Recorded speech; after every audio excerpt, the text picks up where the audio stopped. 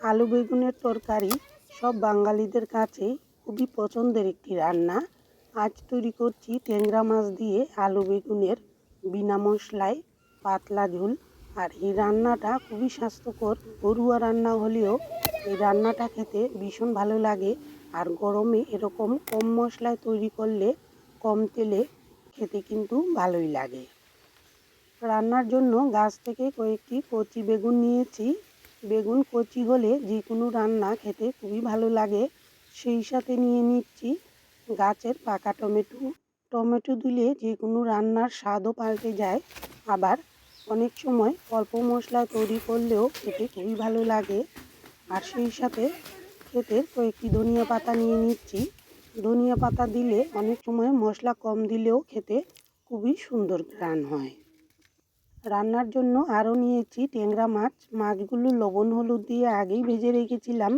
আর একটি মাঝারি সাইজের আলু ভাতে সেদ্ধ করে নিয়েছি, তাহলে খুব তাড়াতাড়ি রান্নাটা করা যাবে।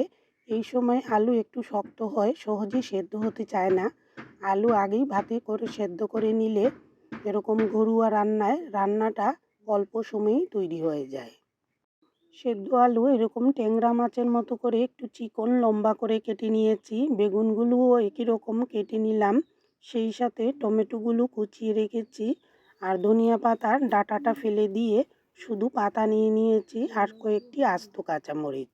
কড়াইতে অল্প করে তেল দিয়েছি। ঘরোয়া রান্নায় অল্প তেলেই খেতে ভালো লাগে। আর মাঝে মধ্যে খাবারের রুচি পাল্টাতে অল্প তেল মশলায় বা বিনা বাটা মশলায় তৈরি করলে খেতে কিন্তু খুবই ভালো লাগে। পাঁচফোড়ন হালকা ভাজা হয়ে আসলে সেদ্ধ করা আলুগুলো দিয়ে নেড়ে চেড়ে দিয়েছি। এবার পরিমাণ মতো লবণ হলুদ দিয়ে দেব। এই রান্নায় কোনো ধরনের বাটা মশলা নেই। আর পাঁচফোড়ন দিয়ে ফোড়ন দিয়ে যে কোনো মাছের ঝোল কিন্তু সবারই খেতে ভালো লাগে। গরমে যত হালকা খাবার খাওয়া যায় ততই শরীরের জন্য ভালো। আর রুচি পাল্টাতে সব ধরনের রান্নাই কিন্তু খেতে ভালো লাগে। লবণ হলুদ দিয়ে আলুগুলো এরকম হালকা ভেজে নিচ্ছি। সেদ্ধ আলু এরকম হালকা ভেজে দিলে তরকারির ঘ্রাণটা খুবই সুন্দর হয়, আর আলুগুলো খেতে বেশি ভালো লাগে। আর এরকম ভেজে নেওয়ার পর কালারটা খুবই সুন্দর হয়েছে, আর খুব সুন্দর ঘ্রাণও বের হয়েছে। এবার কেটে রাখা সবজিগুলো দিয়ে দিচ্ছি একে একে। বেগুন, টমেটো, কয়েকটি আস্ত কাঁচামরিচও দিয়ে দিচ্ছি। আর অর্ধেকটা কাঁচামরিচ চিড়ে দেবো, তাহলে হালকা ঝাল বেরোবে, তাহলে বাচ্চারাও সহজেই খেয়ে নিতে পারে।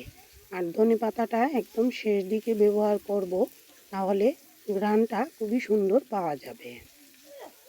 আবারও সবগুলো সবজি এরকম 2 মিনিটের মতো কষিয়ে নেব।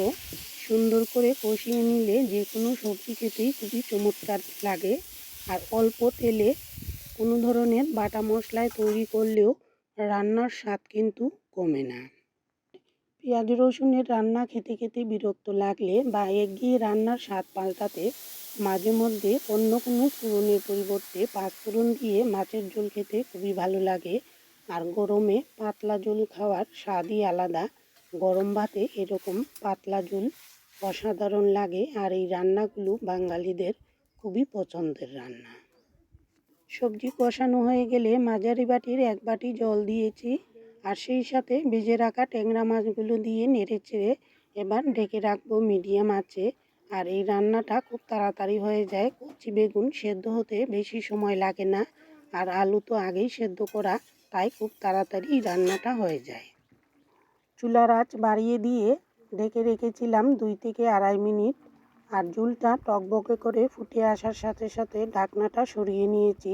বেগুনের তরকারিতে বেগুন বেশি ঝাল দিলে অনেক সময় বেশি নরম হয়ে যায়, তাই একটু যাতে শক্ত থাকে, বেশি গলে না যায়, তাই ঢাকনাটা সরিয়ে রেখে ঝোলটা এবার আর একটু শুকিয়ে নেব।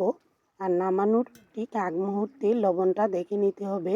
আর ধনেপাতা কুচি এরকম শেষ দিকে দিয়ে নেড়ে চেড়ে তরকারিটা নামিয়ে নিলেই একদম তৈরি। আলু বেগুন দিয়ে যে কোনো মাছের ঝোলই খেতে খুবই ভালো লাগে। আর গরমে এরকম স্বাস্থ্যকর রান্না, ঘরোয়া এই রান্নাগুলো খেতে খুবই ভালো লাগে। কেমন লাগলো আজকের এই রেসিপি জানাতে ভুলবেন না। আর এতক্ষণ পাশে থাকার জন্য সবাইকে অসংখ্য ধন্যবাদ।